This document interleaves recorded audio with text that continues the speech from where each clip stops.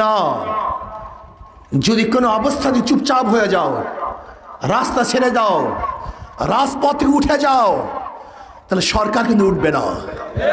এবার মামলা শুরু হবে, হামলা শুরু হবে, নির্যাতন শুরু হবে, হাজার হাজার হাজার হাজার মানুষকে গুম করা হবে, খুন করা হবে, পঙ্গু করা হবে। সেই সময় আসতেছে ডু ডাই, হয়তো সামনে যাবে অথবা মৃত্যুবরণ করবে, এর বাইরে কোনো রাস্তা নাই। যদি আমরা জেলে যাই, তোমরা যারা থাকবে তারা আন্দোলন করবে। এখানে যারা আছে তারা যদি জেলে যাও, যারা থাকবে তারা আন্দোলন করবে। যারা বাঁচবে তারা সংগ্রাম করবো, যারা বাঁচবে তারা সংগ্রাম করবো। এই শাহিদ জালিমের বিরুদ্ধে আন্দোলন করবো, সংগ্রাম করবে।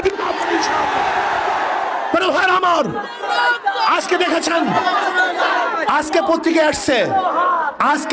আসছে বিচ্ছুনার উপরে মানুষকে শহীদ করা হয়েছে। আজকে পত্রিকায় দেখেন, পত্রিকায় দেখেছি।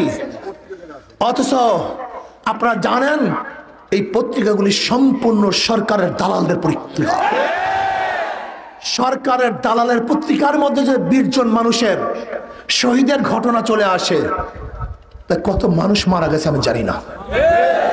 যদি মানুষ মারা যায় একজন, সেখানে পঙ্গু হয় কতজন, আহত হয় কতজন। আজকে হাজারো মানুষ আহত হয়েছে, চিকিৎসা করতে পারে না, হসপিটালে গেছে চিকিৎসার জন্য। সেখানে ওই ছাত্রলীগের ডাকাত এবং গুন্ডারা, খুনিরা সেখানে আক্রমণ করেছে, চিকিৎসা করতে পারেন, সেখানে অ্যারেস্ট হয়, তাদেরকে জেলবদ্ধ করা হয়ে অবস্থায়।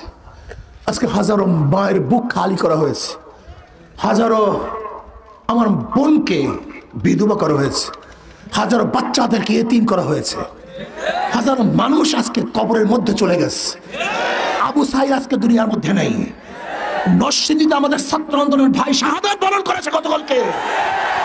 এই শাহাদাতের রক্তের বদলা না নেওয়া পর্যন্ত শপথ করো, কেউ রাস্তা ছাড়বো না ইনশাআল্লাহ।